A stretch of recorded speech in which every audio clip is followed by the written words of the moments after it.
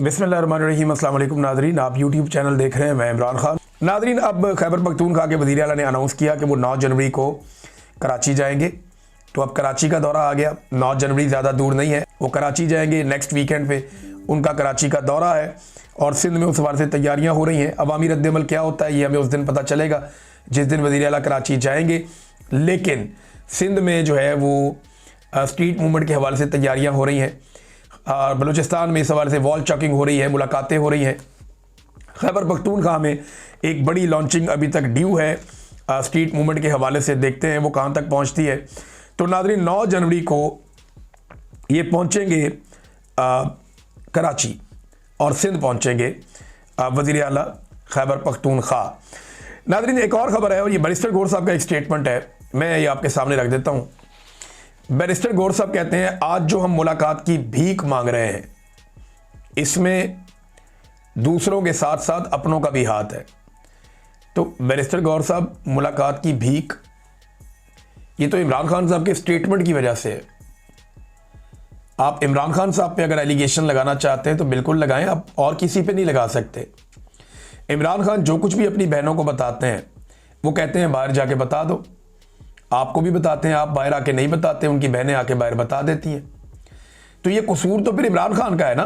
आप इमरान खान से गिला करेंगे इमरान खान साहब क्यों सरेंडर नहीं कर रहे, इमरान खान से गिला करेंगे वो क्यों अपने मौक़िफ़ को नरम नहीं कर रहे। आप इमरान खान साहब से गिला करेंगे कि क्यों वो एस्टेब्लिशमेंट के साथ डील नहीं कर रहे।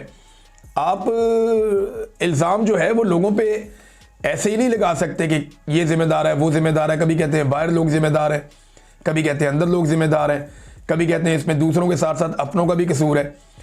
अब अगर इमरान खान की बहनों को सड़कों पे घसीटे हैं तो उस पर अब ज़मीन आसमान के कलाबे में लाके तारीफ़ें तो नहीं की जा सकती उन लोगों की, या उनके हाथों पे बैत तो नहीं की जा सकती। अब जो लोग जुल्म, बर्बरियत और जबर का सहारा लिए हुए हैं, जिन्होंने पाकिस्तान में तशद्दुद का सहारा लिया है, जिन्होंने लोगों को गोलियां मारी हैं, उनको शाबाश तो नहीं दी जा सकती। गलत बात के ऊपर तनकीद ही होगी।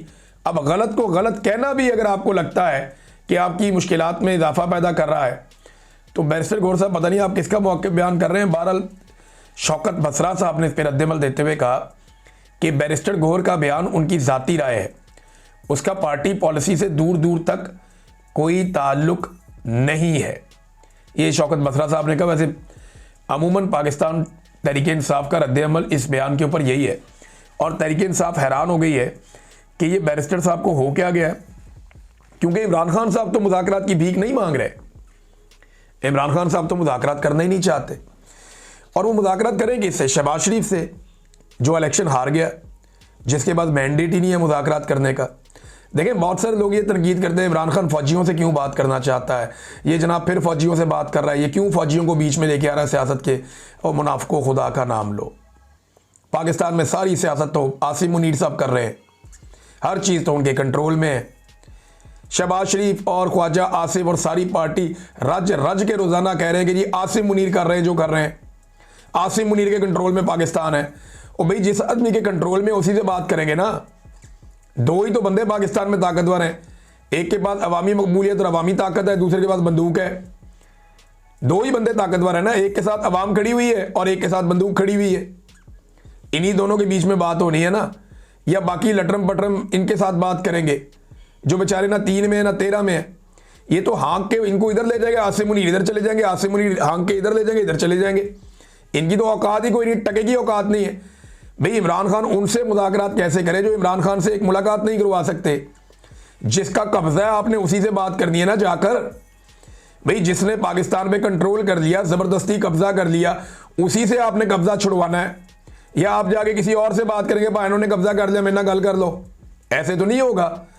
आसिम मुनीर का कब्जा है ना पाकिस्तान पे, तो आसिम मुनीर से ही बात करनी है इमरान खान ने। या एस्टेब्लिशमेंट का कब्जा है तो पीटीआई ने एस्टेब्लिशमेंट से ही बात करनी है। ये हुकूमतें ना 3 में ना 13 में, इनकी तो औकात ही कोई नहीं है। ये तो दिन रात मदा सराई में लगे हुए हैं, खुशामदों में लगे हुए हैं। मैं आपको एक और चीज़ दिखाता हूँ, ये देखें जरा आप। ये स्टेटमेंट है मरियम औरंगजेब का, ये बड़ा इंटरेस्टिंग स्टेटमेंट है। ये स्टेटमेंट आप देखिए। साल 2025 में कुदरत ने पाकिस्तान को तारीखी कामयाबियों से नवाजा। ये जो नवाजा लफ्ज़ है, नवाज नहीं है, याद रखिएगा, नवाजा। पाकिस्तान को तारीखी कामयाबियों से नवाजा। फील्ड मार्शल सैयद आसिम मुनीर की जुर्रत, स्ट्रेटेजिक बसीरत और गैर मुतज़लज़ल अज़म ने ना सिर्फ मुल्क की सलामती को यकीनी बनाया बल्कि पाकिस्तान की ताकत और इस्तकामत को मज़ीद मजबूत किया। मरियम औरंगज़ेब। अब इन लोगों से बंदा क्या मुज़ाकरात करे, इनकी तो औकात ही टके की नहीं है। एक दौर में मरियम औरंगज़ेब कहती थी कि नवाज शरीफ एक नशा है। क्या है जी? नवाज शरीफ एक नशा है। और आज वो खातून भी आसिम मुनीर की तारीफ़ें कर रही। खुर्रम दस्तगीर आसिम मुनीर की तारीफ़ें, शहबाज शरीफ आसिम मुनीर की तारीफ़ें, मरियम नवाज आसिम मुनीर की तारीफ़ें। जितने इनके ऊपर से लेके नीचे तक MNAs, MPs, सेनेटर्स हैं, वो दिन रात आसिम मुनीर को अपना लीडर मानते हैं। इनमें कोई भी ऐसा नहीं है जो नवाज शरीफ को अपना लीडर मानता हो।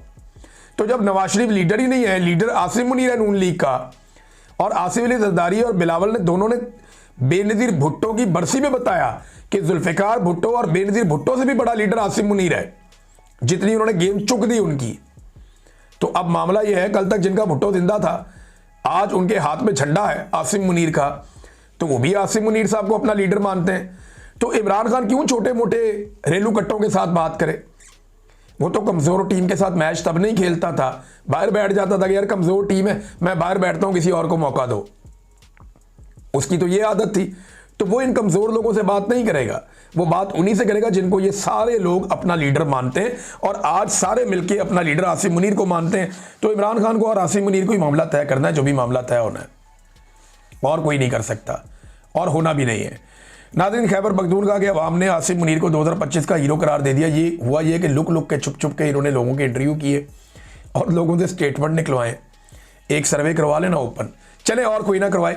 DGISPR एक काम करें, वो अपने ट्विटर अकाउंट से पूछें कि 2025 का सबसे बड़ा हीरो कौन है, और नीचे लोगों को कमेंट करने दें। कमेंट गिन के हम बता देंगे, 1.5 लाख कमेंट आएगा मुझे पता है, वो गिन के हम बता देंगे, 4 बंदे 6 बंदे लगा देंगे इस काम पे। लेकिन आपको बता देंगे कि पाकिस्तानी किसको 2025 का सबसे बड़ा हीरो समझते हैं।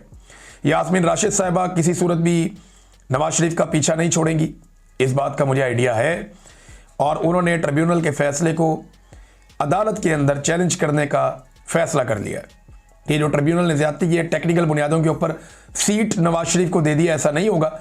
वो अदालत में इसको चैलेंज करने जा रही हैं। तो आप देखते हैं इस चैलेंज के बाद अदालत उन्हें कैसे इंसाफ देती है।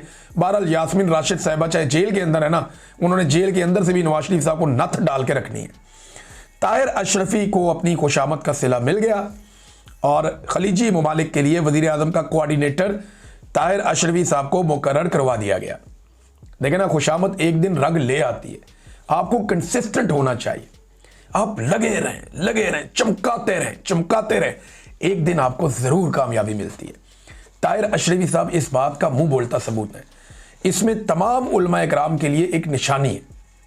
जो भी दरबारी उलमा मायूसी का शिकार है, जो भी उलमा सू जो हैं वो परेशानी, मायूसी और तज़ब्ज़ुब और इज़्तिराब का शिकार है, उन्हें चाहिए कि वो मेहनत जारी रखें। देखें, आज मिल गया ना ताहिर अशरफी को सिला, आपको भी मिलेगा, आप मेहनत जारी रखें, चमकाते रहें। आप देखिए एक दिन आएगा कि आपको जरूर इसका सिला मिलेगा। अब तक के लिए इतना ही, अपना ख्याल रखिएगा, अपने चैनल का भी। अल्लाह हाफ़िज़।